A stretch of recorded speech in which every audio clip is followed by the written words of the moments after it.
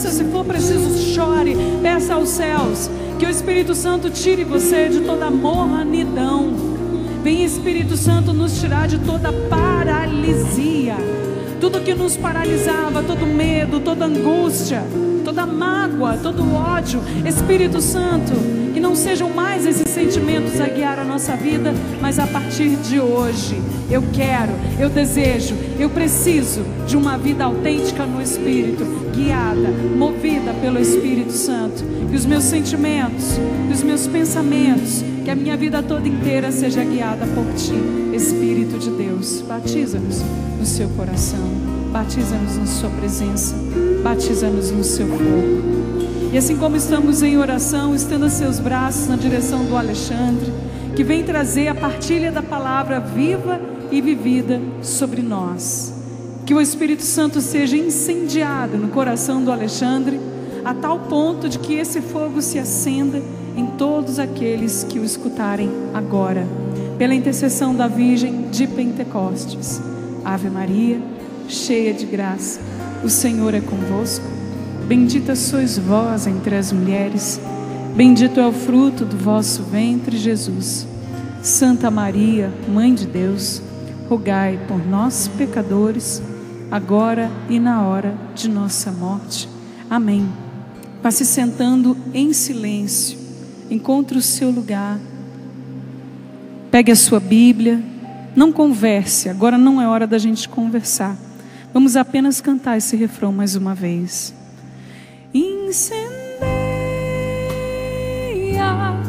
incendeia, Espírito de Deus, jamais, jamais se apagará.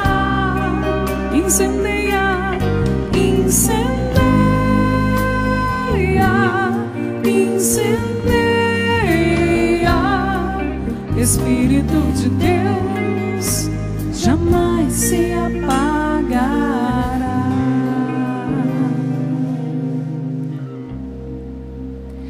Em nome do Pai, do Filho e do Espírito Santo. Amém. Louvado seja nosso Senhor Jesus Cristo.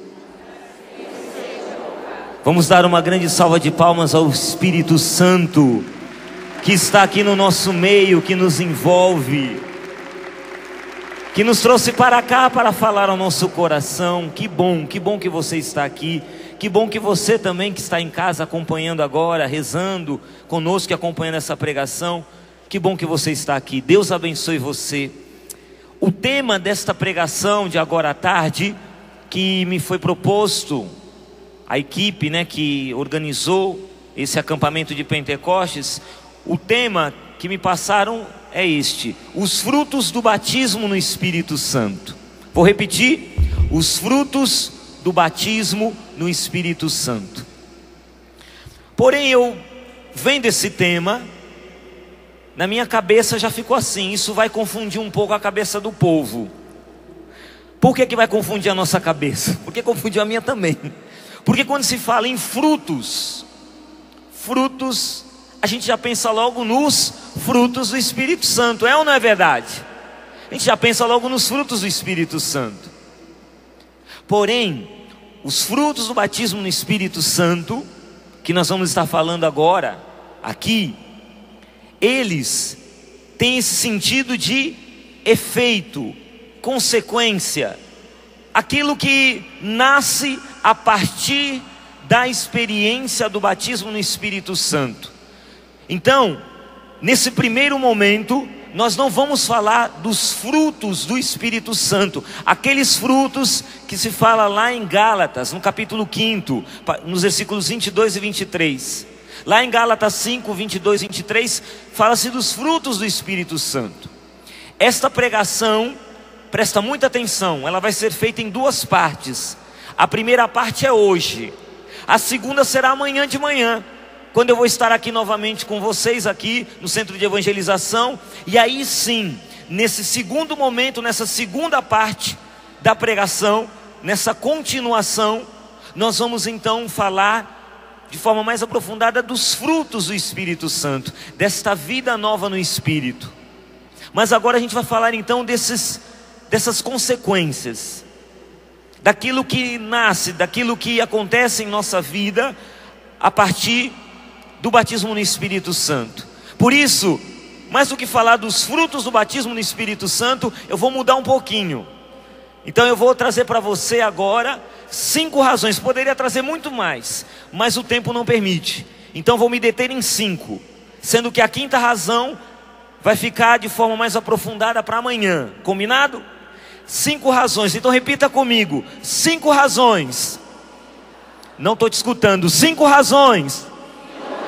Porque eu preciso de um novo Pentecostes na minha vida. Vamos repetir? 5 razões. Faz assim com a mãozinha. 5 razões. Porque eu preciso de um novo Pentecostes na minha vida. Isso vai falar dos frutos do batismo no Espírito Santo. Lógico que tem muito mais frutos do batismo no Espírito Santo. Não sou o dono da verdade aqui, mas eu vou me deter em 5.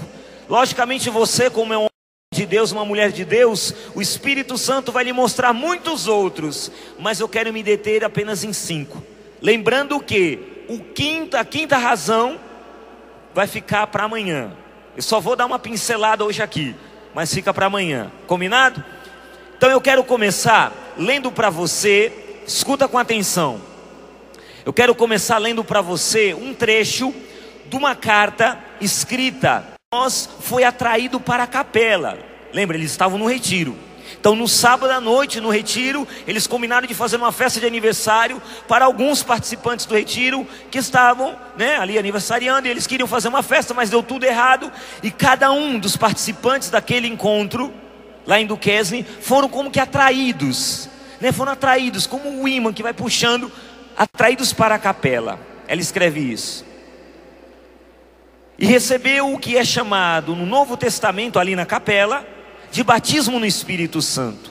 Aconteceu para várias pessoas de formas diferentes. Eu fui tocada por uma profunda consciência de que Deus é real e nos ama. Orações saltaram de meus lábios de uma forma que eu nunca antes teria tido a coragem de pronunciá-las em voz alta.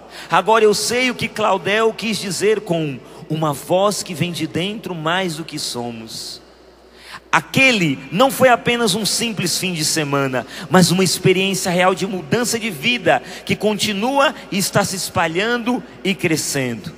E aí ela prossegue o relato dela na carta: a melhor coisa é a completa falta de ansiedade.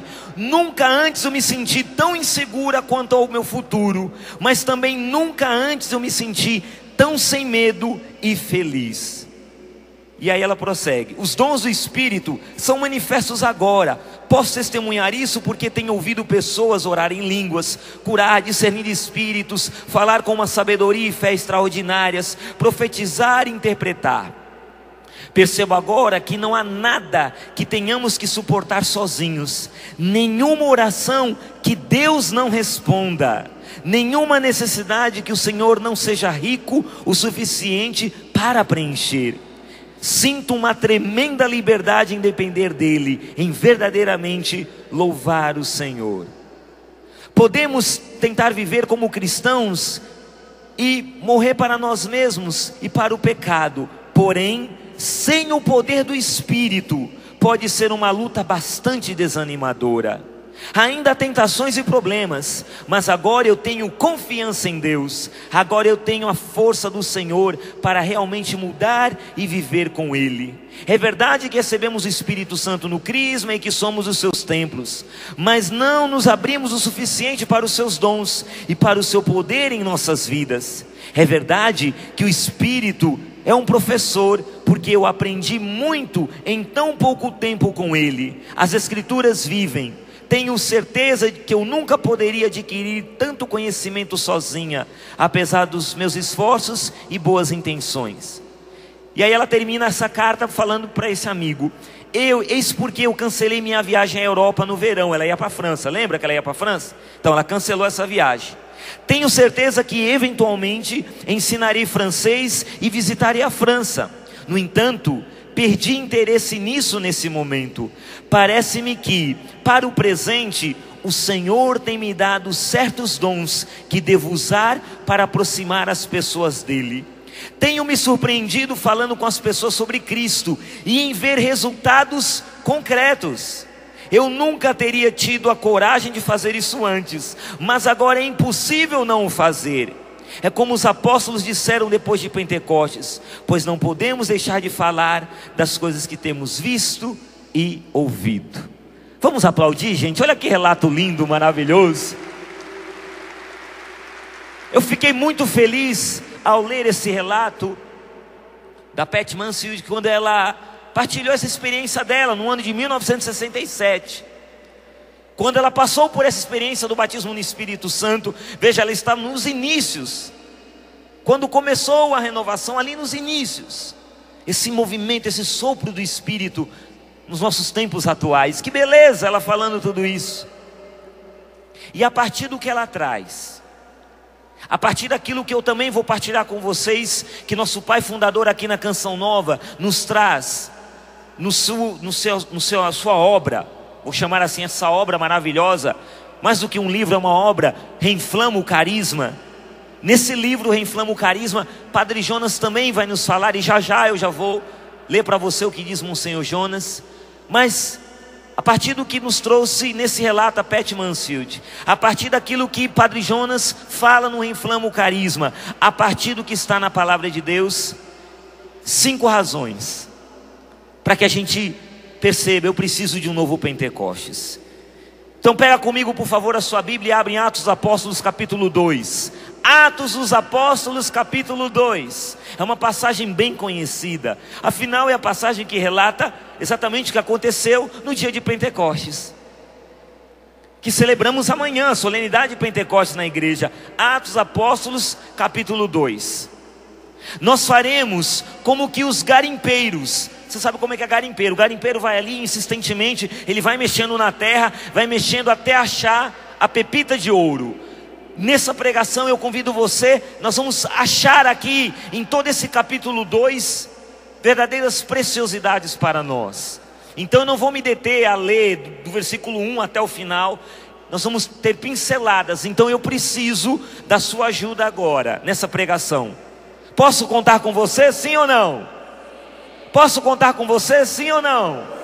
Então nós vamos combinar o seguinte: você vai ficar a pregação inteirinha com a sua Bíblia aberta em Atos dos Apóstolos capítulo 2. Combinado? Atos dos Apóstolos capítulo 2. Fica com a sua Bíblia aberta, não fecha ela não. Tá bom? Então você vai lá no versículo agora. Então a partir disso que nos fala, né, a gente vai achar agora, garimpar. Nós vamos ali no versículo 37. Atos 2, 37. Quem achou diga amém, quem não achou diga Deus me acuda. Amém. Atos 2:37. Quando ouviram isso, ficaram com o coração compungido e perguntaram a Pedro e aos outros apóstolos: irmãos, que devemos fazer? Pedro respondeu: convertei-vos e cada um de vós seja batizado em nome de Jesus Cristo para o perdão dos vossos pecados, e recebereis o dom do Espírito Santo, pois a promessa é para vós e vossos filhos e para todos aqueles que estão longe, todos aqueles que o Senhor nosso Deus chamar. Veja, meu irmão e minha irmã, aqui é domingo de Pentecostes. Pedro já pregou para aquele povo na unção, no poder do Espírito Santo. E o que diz que o povo que estava presente, o que Lucas, que escreveu Atos dos Apóstolos, o que Lucas nos traz? São Lucas vai nos trazer que o povo ficou com o coração compungido, o povo se arrependeu. Então, um primeiro efeito do batismo no Espírito Santo, que a gente já começa a perceber algo muito importante, é exatamente o arrependimento. Grava isso, anota isso: arrependimento. Arrependimento que pode ser traduzido também como essa mudança de vida, essa metanoia, conversão. Arrependimento. E agora eu vou recorrer a Padre Jonas da Bíblia aqui no Reinflama o Carisma, porque ele conta já no primeiro capítulo, quando ele vai falar da experiência do batismo no Espírito Santo, que foi no dia 2 de novembro de 71. Ele fala que naquele momento que ele recebeu a imposição das mãos do Padre Haroldo, ele diz: naquele momento não aconteceu nada de especial.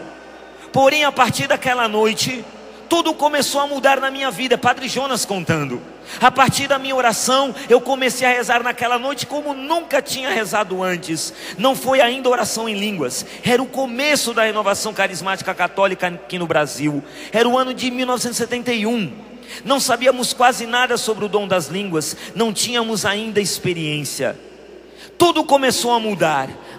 Presta atenção agora, até mesmo o arrependimento dos meus pecados, os pecados do dia a dia, os pecadinhos que a gente carrega, eu senti um arrependimento muito grande diante de tudo que era pecado, tinha necessidade de perdão, e ia me confessar, tudo mudou na minha vida, e ainda continua a mudar, graças a Deus. Então veja, meu irmão e minha irmã, um homem e uma mulher cheia do Espírito Santo, um homem e uma mulher batizada no Espírito Santo, é um homem e uma mulher que tem sensibilidade para com o pecado, é sensível. Ele e ela, a partir desse batismo no Espírito Santo, começa, como a gente diz na gíria, fica com a antena ligada. Começa a perceber que aquilo que fazia antes, que para você era tão normal, vai olhando para a sua vida agora, aquilo que você fazia antes que era tão normal, aí você começa a perceber, nossa, isso ofende a Deus. É ou não é verdade? Você começa a perceber, isso ofende a Deus, isso ofende a nosso Senhor. Como dizia Santa Jacinta, ela falava, criança dizia para o povo em Portugal, lá em Fátima, dizia, isso ofende a nosso Senhor. E você começa a perceber, isso ofende a nosso Senhor, porque é obra do Espírito Santo. O que o Espírito Santo faz? Jesus mesmo vai nos dizer lá em João capítulo 16, versículo 8, que o Espírito Santo é aquele que vos convencerá a respeito do pecado. E o Espírito Santo nos convence. Aí aquele programa de TV que você assistia antes, você já não assiste mais. Aquele tipo de música que você ouvia antes, começa a te fazer mal. Você começa, que as pessoas começam a te chamar, aqueles colegas de futebol, lembra aquela pelada de domingo, do final de semana? Que aí depois do jogo de futebol vai todo mundo lá no barzinho encher a cara de cachaça, beber até cair duro, eles te chamam e você não vai mais. E por que você não vai mais? O pessoal até te olha e fala, ficou metido a besta. Não é porque você ficou metido a besta, é porque você já não quer mais ofender a nosso Senhor. Você já não quer mais viver uma vida de pecado. Você já não quer viver mais uma vida como escravo do pecado. Você começa a criar horror ao pecado. Aquilo que fala o livro do Eclesiástico, foge do pecado. Você foge do pecado.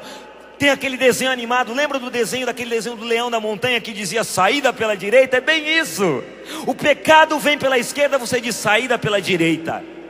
Sabe qual é a maior imbecilidade, desculpa a expressão, que a gente pode fazer? É querer enfrentar o pecado cara a cara. Isso é de uma burrice, desculpa a expressão, uma burrice sem tamanho. Sabe quando você chega e fala assim, vem aqui pecado, olha o jogo de perna, olha o jogo de perna, vem pecado, só assim, pugilista, eu vou lutar contra você pecado, você vai tomar um soco no queixo e vai cair duro no chão, meu irmão. Como é que você luta contra o pecado? Foge dele. A palavra de Deus nos ensina como é que eu luto contra o pecado, fugindo do pecado, foge das ocasiões de pecado. E a pessoa cheia do Espírito Santo, ela começa a perceber, a antena fica ligada, liga o sinal de alerta, como a ambulância que está lá no fundo do centro de evangelização com a sirene ligada, já liga a sirene e fala assim, já começa o Espírito Santo, a sirene já toca o Espírito Santo, olha esse site não entra aqui na internet, não entra aqui nesse site, cuidado, cuidado. Cuidado com essa mensagem no Zap Zap. Cuidado com essa conversa. Presta atenção nessa companhia. O Espírito Santo, a pessoa cheia do Espírito Santo, ela começa, não é que ela fica metida a besta, mas ela se torna uma pessoa mais seletiva. Porque a palavra de Deus diz que más companhias corrompem bons costumes. Ela não quer andar com pessoa que leva ela para o inferno, ela quer andar com gente que leva ela para o céu. Quem é cheio do Espírito Santo começa a fazer escolhas a partir de uma vida nova. A vida muda, metanoia, conversão, mudança de vida, sensibilidade ao pecado. Agora eu percebo que aquilo que antes para mim, desculpa a expressão, não fede nem cheira. Estou bebendo, estou me prostituindo, traindo a mulher, vivendo na adultério, aquela coisa toda errada.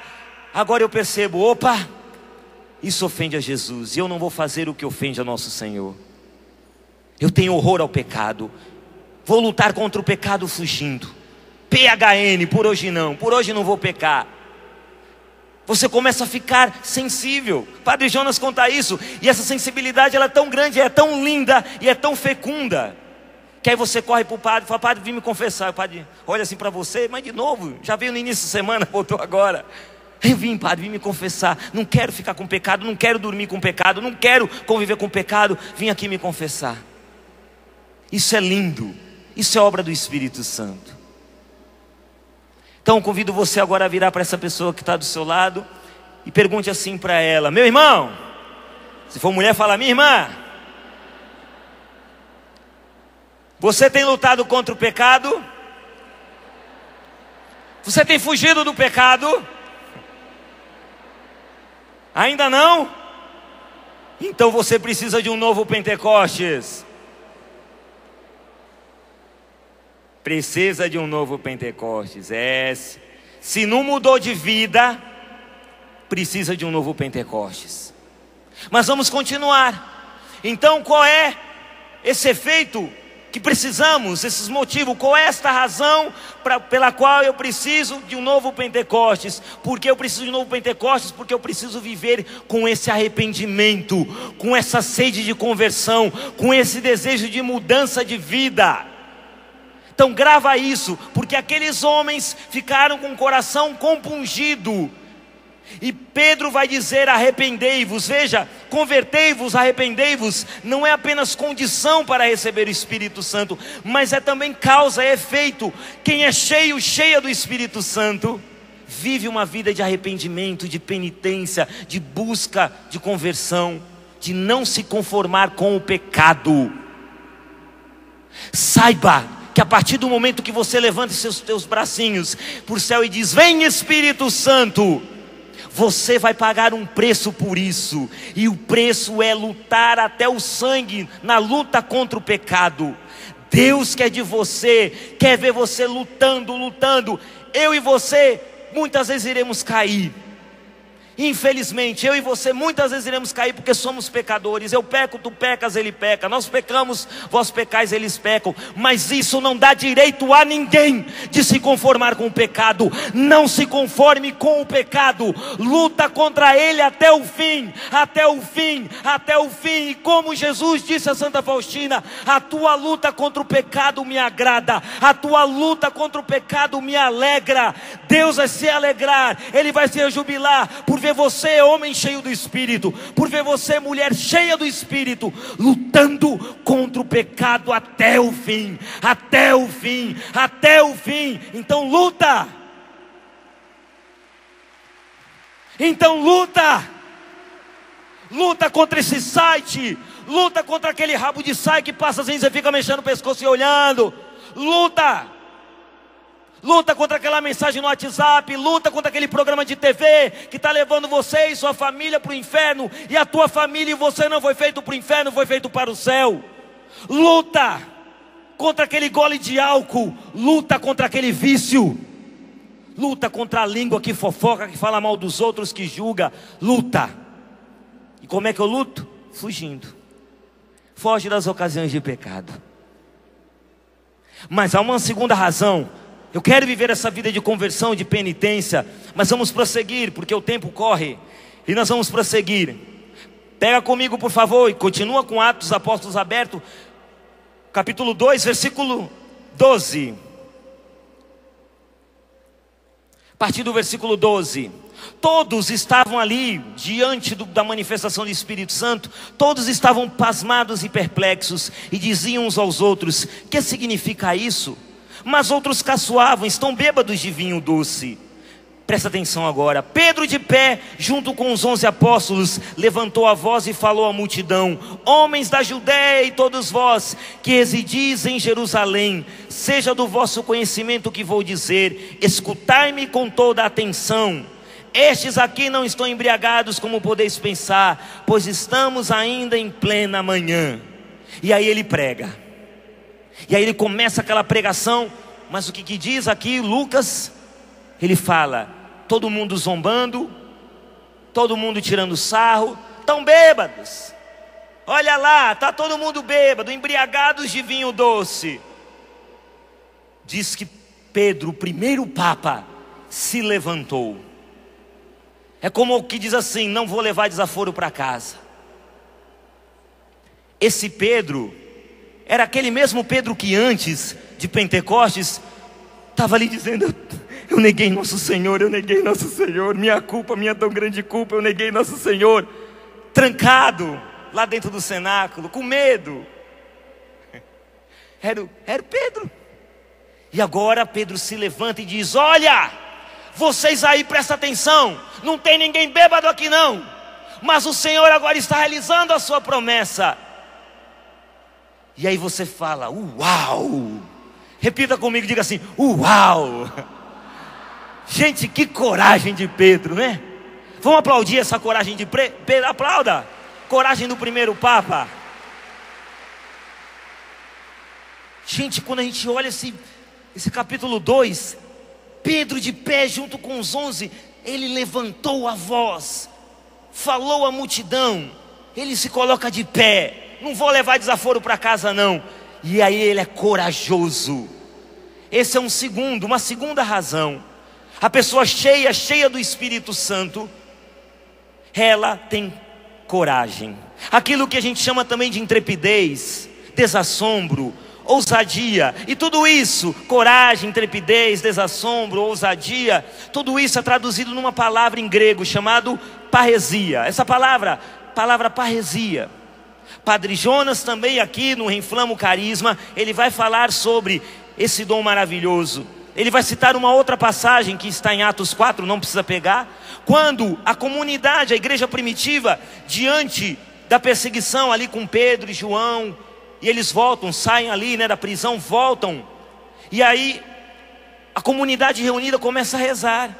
E eles rezam: agora pois, Senhor, olhai para as suas ameaças, concedei aos vossos servos que com todo o desassombro anunciem a vossa palavra, estendei a vossa mão para que se realizem curas, milagres, prodígios, pelo nome de Jesus, vosso santo servo.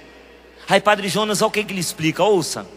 É essa oração que Deus quer que suba aos céus. Nestes tempos, essa é a oração que somos impulsionados a realizar. Desassombro, intrepidez, são tradução de uma palavra grega, parresia. Tanto o verbo como o substantivo correspondente indicam uma qualidade derivada da fé. Uma fé verdadeiramente carismática, uma fé de expectativa, produz essa qualidade que se manifesta concretamente em coragem, firmeza, ousadia, intrepidez, desassombro, destemor, um verdadeiro atrevimento no Espírito Santo. Deus faz dos homens e mulheres cheios e cheios do Espírito Santo, homens e mulheres cheios de parresia, de intrepidez. E aí eu preciso dizer para você, a partir do momento do batismo no Espírito Santo, quando você diz: Espírito Santo, transforma a minha vida, tem algo que acaba. Sabe o que acaba? Acaba a mania de você como cristão ficar em cima do muro. Porque tem muito cristão em cima do muro, ó. Infelizmente está assim, ó. Faz até o gesto, ó. Tem muito cristão em cima do muro. Eu acho que aqui nesse centro de evangelização não tem, porque todo mundo aqui dá vida por nosso Senhor. Mas tem muito cristão em cima do muro. E Deus não quer cristãos em cima do muro. Deus quer cristão corajoso, capaz de denunciar o pecado e dizer: isso é errado, que o teu sim seja sim, que o teu não seja não. Não adianta acender uma vela para Deus e outra para o encardido. Não, viver uma vida de duplicidade é a pior coisa, é a hipocrisia. E Deus abomina a hipocrisia. Por isso Deus precisa de cristãos com essa fé carismática, ousada, intrépida, que pagam o preço até o fim, mas que não se deixam vender, não vendem a sua fé, não vendem seu ministério, a troca de favores, a troca de lisonjas, a troca do que quer que seja. Mas esse cristão cheio do Espírito Santo, se de fato ele viveu essa experiência do batismo no Espírito Santo, ele se torna um homem e uma mulher ousado, intrépido. E essa ousadia, essa intrepidez é no dia a dia, meus irmãos. Essa ousadia, essa intrepidez, esse desassombro é para você exercitar na sua casa. Eu sei que ele não está aqui, meu irmão não está aqui, mas eu vou citar ele como exemplo, porque ele fala isso nas pregações dele. O Dunga, ele conta isso na pregação dele, e eu peço licença para ele para contar esse testemunho que ele já contou, que ele conta da mãe dele. E ele conta que a mãe dele, quando ele chegava doidão em casa, no tempo de vício, que ele vivia nas drogas, ele conta que a mãe dele, ele estava ali deitado, jogado na cama, e a mãe dele chegava lá quietinha, na cama, lá no quarto, e colocava as mãos sobre ele. Lembra quando ele contou isso? Ele conta que a mãe chegou lá e começou a rezar por ele. Rezava por ele: transforma meu filho. Isso é ser ousado. Eu pergunto para você, você tem rezado pelos seus filhos, colocado a mão na cabeça do seu filho e pedindo: Senhor, tira esse menino do vício, tira esse menino das drogas? Ou, desculpa falar, fica só lá batendo na porta da igreja dizendo: Padre, olha, eu não sei mais o que fazer com meu filho. Padre, eu não sei mais o que fazer com meu filho. Ai, meu Deus, eu não sei mais o que fazer com meu filho. Como que você não sabe? Deus te deu uma arma poderosa, a oração. Tudo é possível aquele que crê. Então vai e reza, coloca a mão e reza. Você está entendendo? A gente muitas vezes, meu irmão e minha irmã, a gente se desespera com facilidade, muita facilidade. Nosso saudoso querido, e se Deus quiser beato da nossa igreja, Padre Léo, ele dizia nas pregações, ele dizia assim: o inimigo tem formado uma geração de gente mole. Ele falava isso em muitas pregações, e é verdade.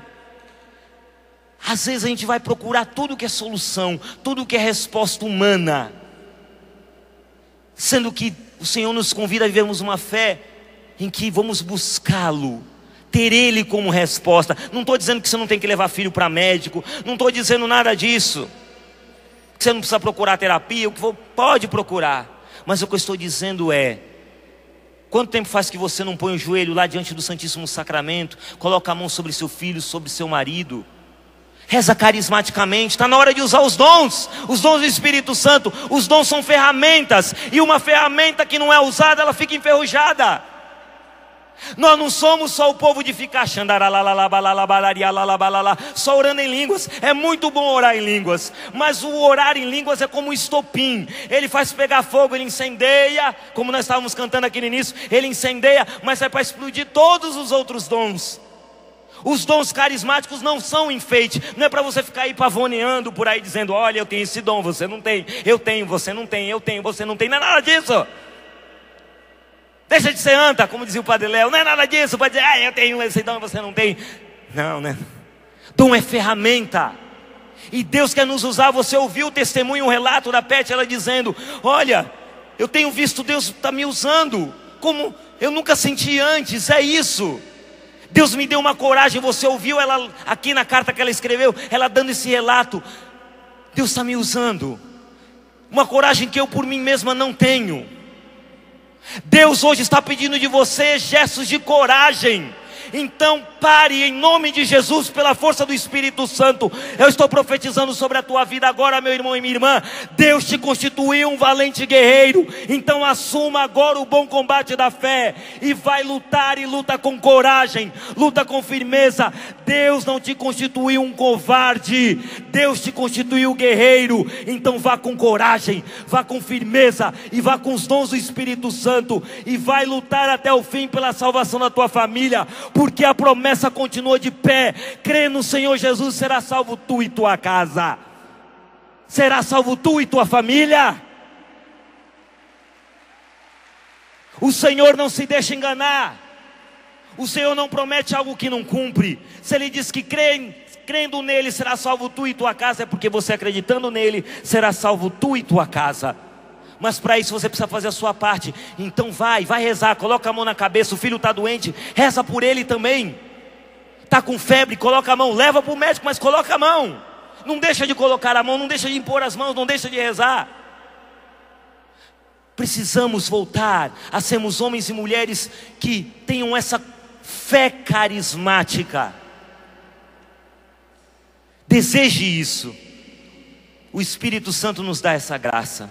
E a gente começa a ver as coisas de um jeito diferente. Não é que vai começar a ver demônio em tudo, não é isso.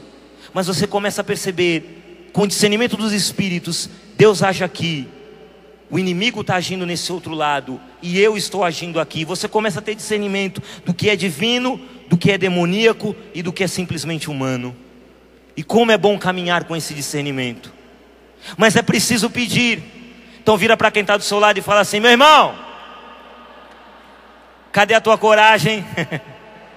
Você está vivendo fé carismática? Não está vivendo fé carismática?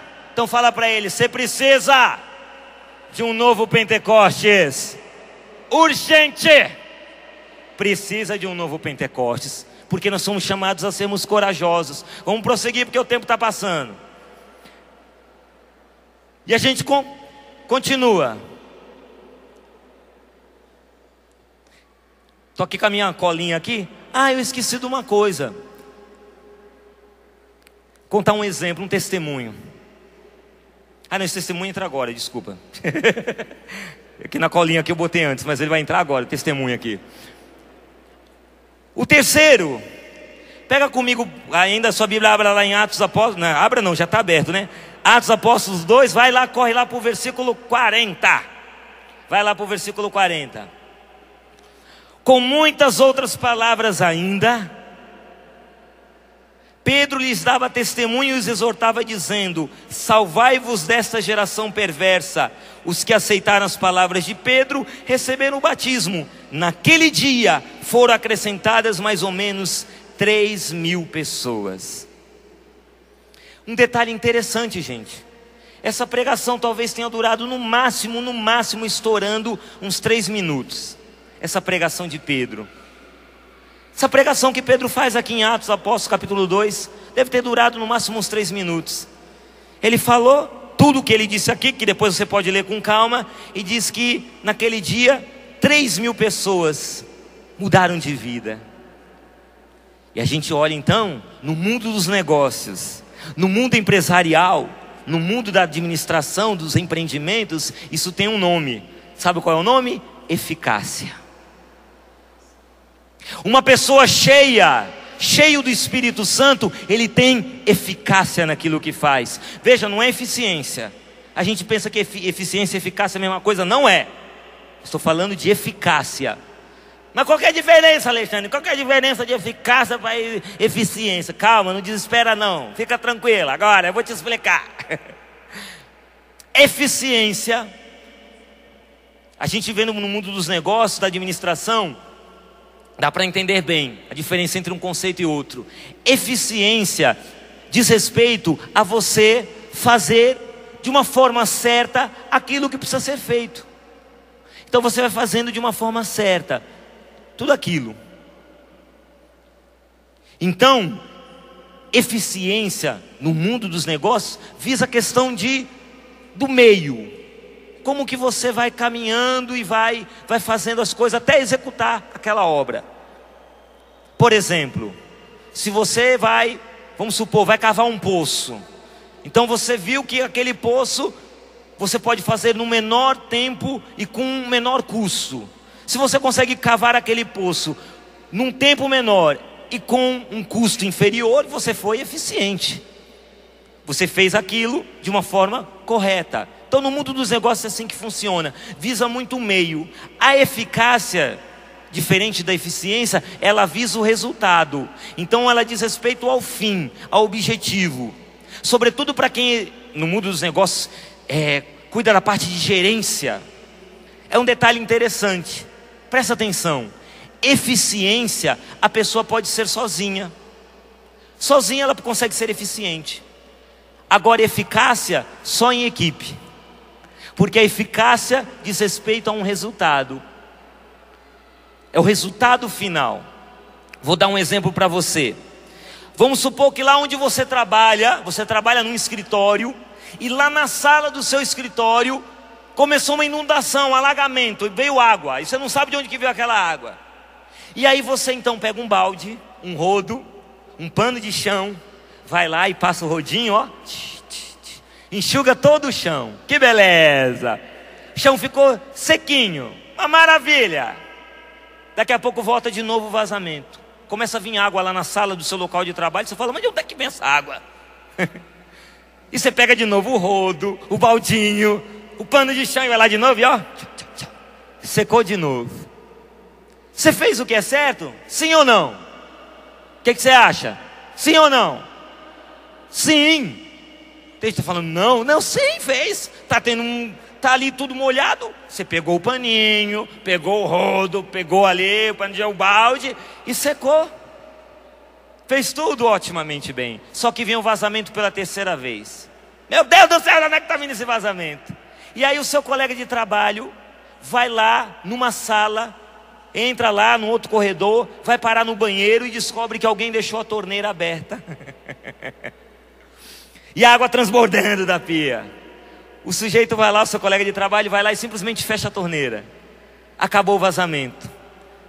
Quem que foi eficaz? Foi você que ficou lá com o rodinho? Você fez certinho. Ou foi o seu colega que foi lá e fechou a torneira e acabou com o vazamento? Quem fechou a torneira. Ali é eficácia. A eficácia visa o resultado. Por isso que Deus dá eficácia, porque não é um trabalho sozinho. Eu posso ser eficiente sozinho, mas eficaz não. Eficaz em equipe. E quando o Espírito Santo vem sobre este homem, sobre essa mulher, começa um trabalho de cooperação. É um trabalho em equipe. Pedro emprestou os lábios, as cordas vocais, a garganta, mas quem falou através dele foi o Espírito Santo. E por isso naquele dia de Pentecostes, 3.000 pessoas mudaram de vida. Houve eficácia. Padre Jonas, ele escreve aqui há um documento, permita que eu leia para você, um documento do nosso pai fundador, que ele fala a respeito, é um documento interno, sobre a eficácia natural, a eficácia sobrenatural do carisma Canção Nova. E eu quero ler para você, porque nesse escrito do Padre Jonas, ele fala, é um trecho bem curtinho, ele fala para nós, membros da comunidade, mas serve para você também. Ele diz assim: esta eficácia sobrenatural acontece em tudo o que fazemos. Deus quer que aconteça em tudo, num simples telefonema, numa carta enviada. Ele espera nossa correspondência, não simplesmente porque estamos nos meios de comunicação, mas porque por meio do nosso carisma Canção Nova, Ele quer entrar concretamente em muitos lugares onde não tem oportunidade de entrar. Padre Jonas escreveu para nós e falou: existe uma eficácia sobrenatural do carisma Canção Nova. É o Espírito Santo que nos dá essa eficácia em tudo que você faz. Então um homem, uma mulher cheio do Espírito Santo, eu preciso dizer para você, minha querida dona de casa, você cheia do Espírito Santo, eu vou dizer para você, ninguém vai varrer aquela casa como você, ninguém vai limpar aquela casa como você, ninguém vai cuidar tão bem do marido, dos filhos como você, e vai cuidar com eficácia. E você vai ver a mudança de vida, porque você vai falar assim: nossa, eu comecei a agir, parece que como eu sempre ajo, mas como está cheia do Espírito Santo, Deus vai dando eficácia.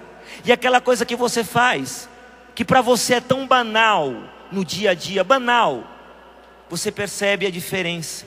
Aquela resposta que você dá no WhatsApp, aquele telefonema que você atende, aquele sorriso que você dá, tem eficácia.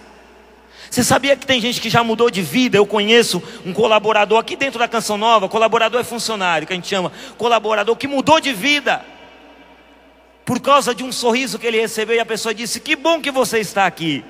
Ele mudou de vida. A pessoa que disse para ele: que bom que você está aqui, teve ou não teve eficácia? Teve. Deus quer te dar eficácia. Então peça hoje, quando o Espírito Santo vier, e depois a pregação do Padre Fábio Camargo, vai ter a pregação dele, vai ter um momento de batismo no Espírito Santo. Você tem que pedir: Senhor, me dá esta eficácia. Eu quero essa eficácia naquilo que eu faço. para que a tua graça se manifeste na minha vida e as mudanças aconteçam na minha vida, mas também ao meu redor.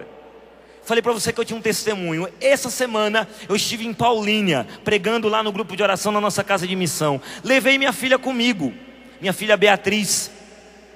E a minha filha, como eu falo, às vezes lá no Sorrindo para a Vida e falo para todo mundo, ela escreveu um livro, Orgulho da Família. Escreveu um livro, tem lá na nossa loja, você pode adquirir. Meu Anjo da Guarda, meu grande amigo. Um livro para as crianças, para as nossas crianças, um livro para colorir. Então você que é vovô, vovó, pode adquirir esse livro. Coisa mais linda, sobre o Anjo da Guarda. E eu falei do livro, cheguei lá e falei do livro.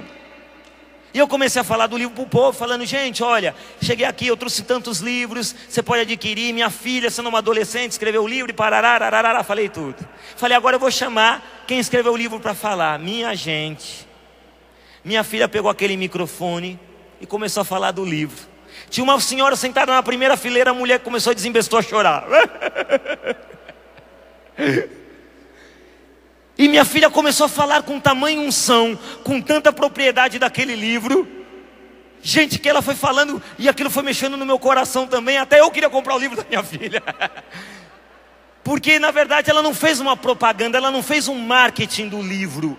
Ela falou como que nasceu o livro, aquilo que Deus colocou no coração dela, ela testemunhou. E gente, foi tão lindo aquele testemunho dela, que não ficou um livro na sacola, vendeu tudo. Eu falei, oh meu Deus do céu, que beleza. O pai foi eficiente, fez toda a propaganda, tudo, mas quem teve a eficácia foi a minha filha. Você está entendendo a diferença entre eficiência e eficácia? Vira para quem está do seu lado e pergunta assim, aí meu irmão, você está sendo eficiente? Só eficiente? Cadê a eficácia? Fala para ele assim, ó, se você não tem eficácia, você precisa de um novo Pentecostes. Deus quer dar eficácia para você como mãe, dona de casa, como pai de família, chefe de família, como motorista, operário, patrão, engenheiro, como você estudante no seu namoro, no seu noivado.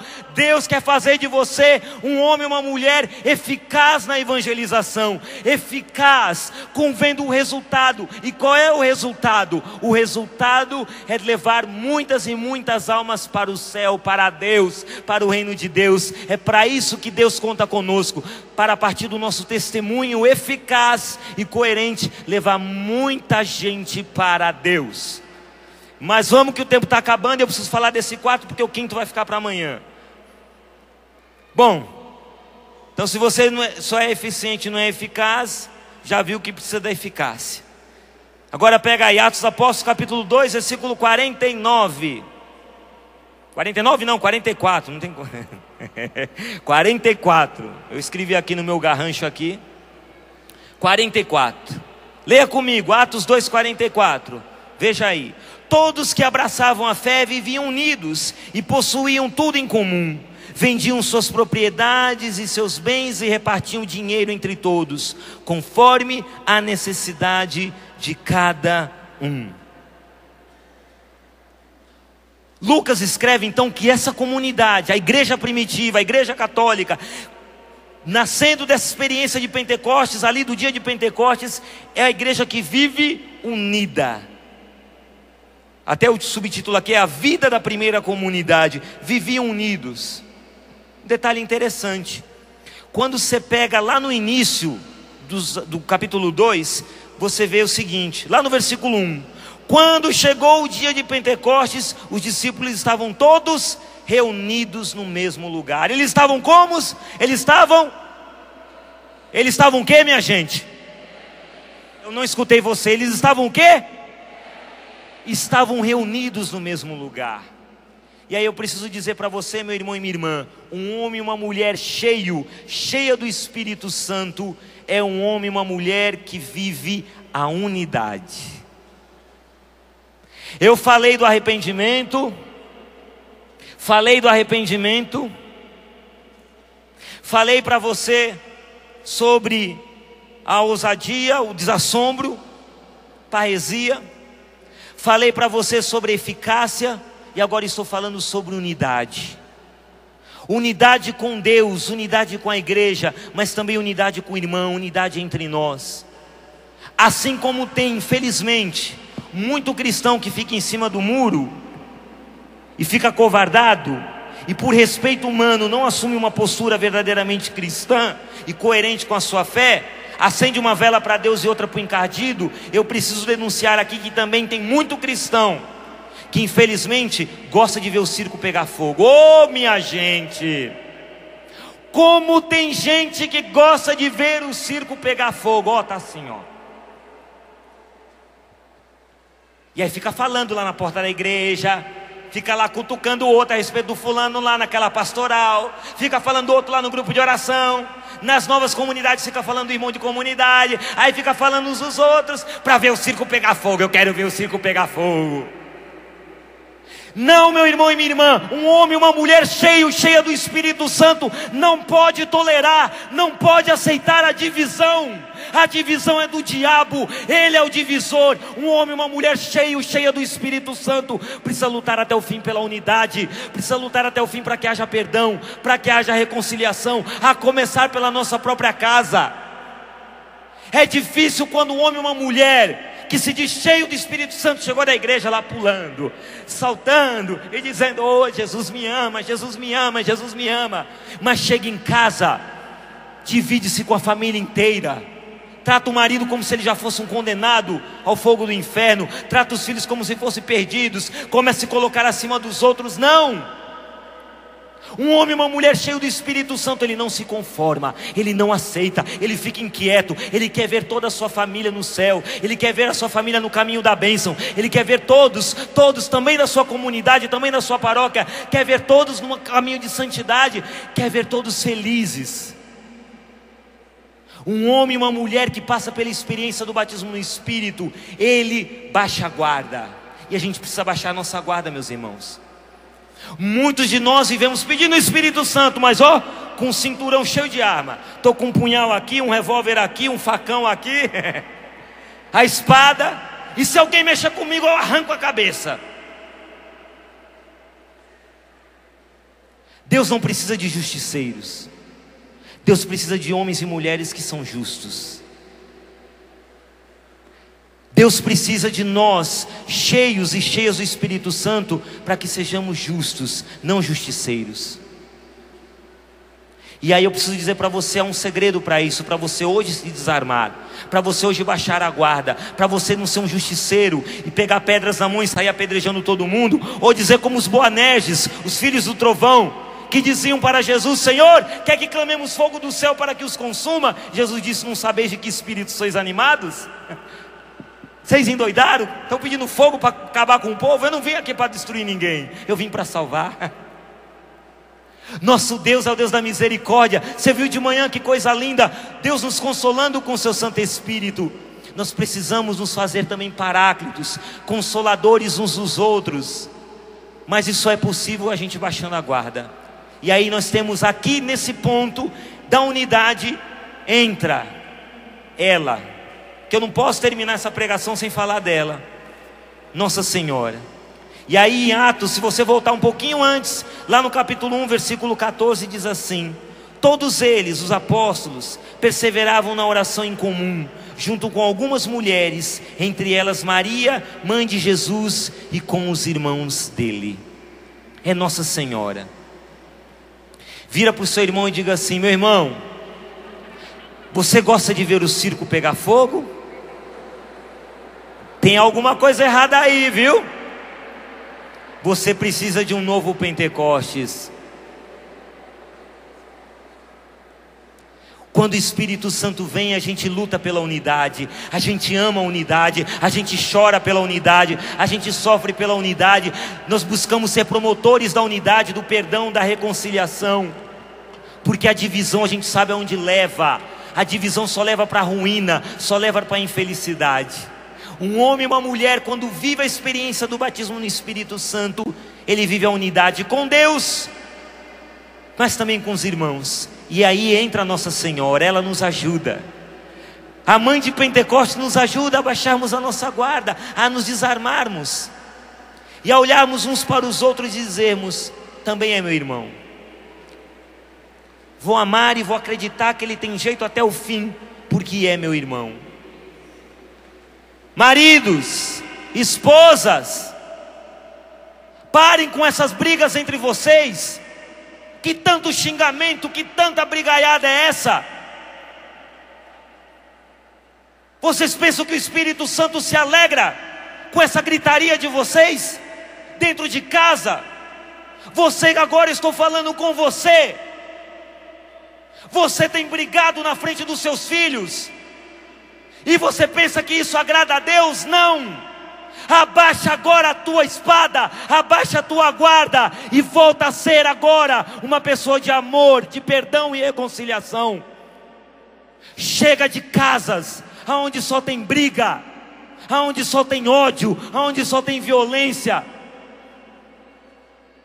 O Espírito Santo vem para fazer com que nós sejamos homens e mulheres do amor e do perdão.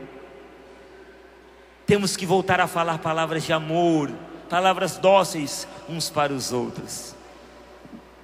E aí entra o quinto, que fica para amanhã, porque o tempo já acabou, e eu quis de propósito deixar o quinto para amanhã, porque o quinto, a quinta razão, e essa aí nós vamos entrar na vida nova, nos frutos do Espírito, é exatamente a santidade.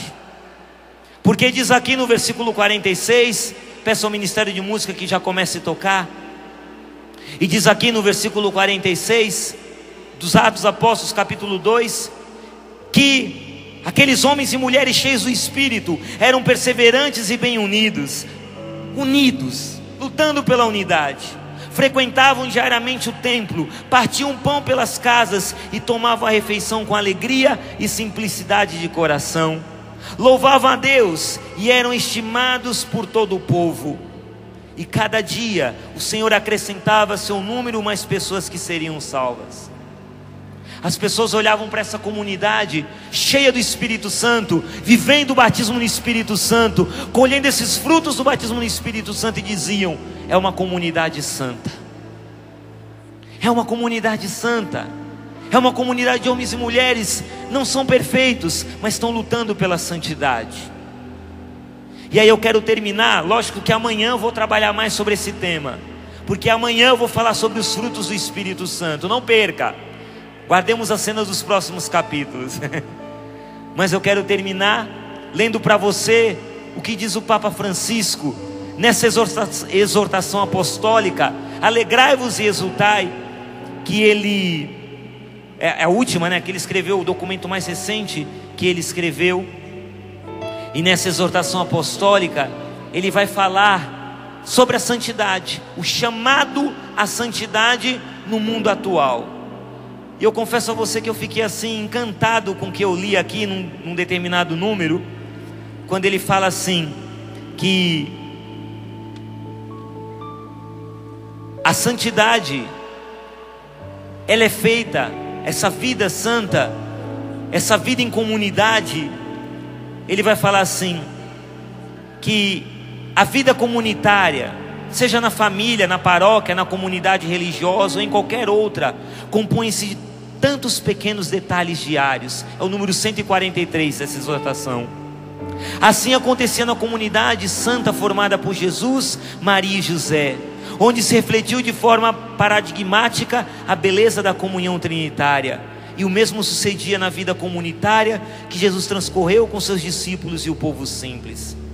E aí ele prossegue dizendo, o Papa Francisco: lembremos-nos como Jesus convidava os seus discípulos a prestarem atenção aos detalhes. O pequeno detalhe do vinho que estava a acabar numa festa, o pequeno detalhe de uma ovelha que faltava, o pequeno detalhe da viúva que ofereceu as 2 moedinhas que tinha, o pequeno detalhe de ter azeite de reserva para as lâmpadas, caso o noivo se demore, o pequeno detalhe de pedir aos discípulos que vissem quantos pães tinham, o pequeno detalhe de ter a fogueira acesa e um peixe na grelha, enquanto esperava os discípulos ao amanhecer. A vida com Deus, amanhã nós vamos falar desse quinto, que é a vida santa. Se eu e você não estamos vivendo essa vida santa, essa busca pela santidade, que não é apenas deixar o pecado, mas é buscar aquilo que Deus tem para nós. Se a gente também não busca essa vida de santidade, é preciso pedir um novo Pentecostes. Quero convidar você a ficar de pé agora. Amanhã a gente continua falando dos frutos do Espírito Santo. E eu quero terminar com essa historinha. Sempre conto uma historinha, eu vou terminar com uma historinha. Tinha um senhor velhinho, já avô, e as suas mãos tremiam por causa da sua saúde debilitada. E ele foi morar com seu filho, com a sua nora e seu netinho de 4 anos. E aquele homem com as mãozinhas tremendo, ele ia comer na mesa e derrubava, a mãozinha dele tremia, ele derrubava a comida no chão, derrubava um copo de suco no chão, fazia aquela lambança sobre a mesa. Isso com certa frequência. Um dia o filho nervoso, o filho irritado, disse: olha, nós temos que dar um jeito no vovô, porque ele treme muito a mão dele, não tem mais jeito. E olha a sujeira que ele faz, olha aqui, olha que sujeira que ele faz, olha a lambança. Não tem mais jeito, nós temos que tomar uma providência. E a nora também já estava ali azeda, irritada, já não tinha mais paciência com o velhinho. Sabe o que eles fizeram? Pegaram uma mesinha à parte, botaram no canto da casa, ali no canto. E aí o pai, a mãe e o filhinho de 4 anos comiam na mesa, e o vovô na outra mesinha no canto. Como ele derrubava os pratos no chão e quebrava os pratos de louça, o filho comprou para ele uma tigela de madeira. E o vovô comia ali naquele canto da cozinha, naquela tigelinha de madeira. E quando ele continuava derramando as coisas, porque a mãozinha dele continuava tremendo, de novo ele recebia novas reprimendas, porque ninguém tinha paciência com aquele homem. Dizia: vovô não tem jeito, olha como ele continua sujando a cozinha, sujando as coisas. E o netinho de 4 anos foi vendo tudo muito quietinho, sem dizer uma palavra. Um dia o pai está chegando do trabalho, aquela coisa toda, com a malinha na mão, chegando, dá um beijo no filho e vê o filho mexendo com madeira. E ele fala: o que você está fazendo, meu filho? E o filho, com toda simplicidade, diz: papai, eu estou fazendo aqui uma tigelinha de madeira, para quando o senhor e a mamãe ficarem velhinhos, para dar para vocês. Naquela hora,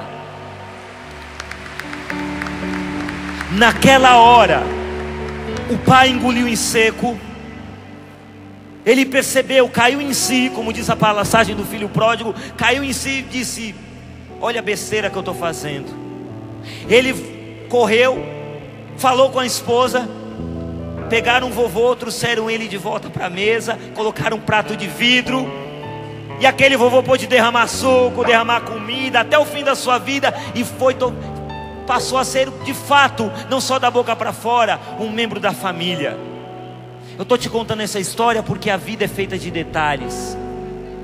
Se você, meu irmão e minha irmã, não for um homem ou uma mulher cheia do Espírito Santo, você está preparando uma tigela de madeira para muitas pessoas.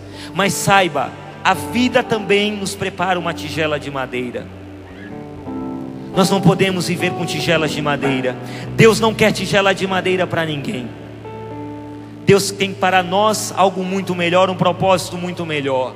Então hoje, joga fora essa tigela de madeira, aquilo que você tem de pior para oferecer, porque Deus não te dá uma tigela de madeira. Deus não te dá algo para dizer assim como uma desculpa esfarrapada e diz: pega isso daí e vive com isso. Deus tem o melhor propósito para a tua vida. Deus te quer feliz.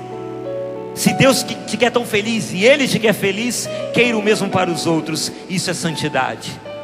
Amanhã nós vamos falar mais sobre isso, mas por enquanto tá bom.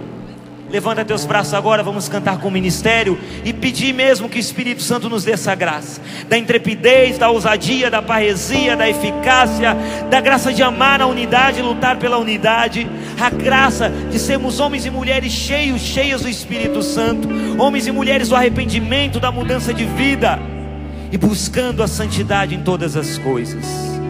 Amém. Eu preciso da sua graça, Senhor, para ser eficiente. Eu preciso da sua graça. Por isso peçamos, irmãos, cantando assim: preciso de tua graça, Senhor. Ó, dá-me o teu espírito de amor. Ó, dá-me teu espírito de amor. E faz em mim a tua obra. Em mim a tua obra. Renova o meu viver, renova o meu viver. meu viver. Mais uma vez, preciso de tua graça, Senhor. Preciso de tua graça, Senhor. Ó, dá-me o teu espírito de amor. Ó, dá-me teu espírito de amor. E faz em mim a tua obra, em mim a tua obra. Renova o meu viver, renova o meu viver, meu viver. Derrama tuas bênçãos, Senhor. Envia-me teu fogo Derrama, peça isso. Envia-me teu fogo abrasador. Envia, Senhor, eu preciso da graça de um novo Pentecostes. Em ti eu quero ser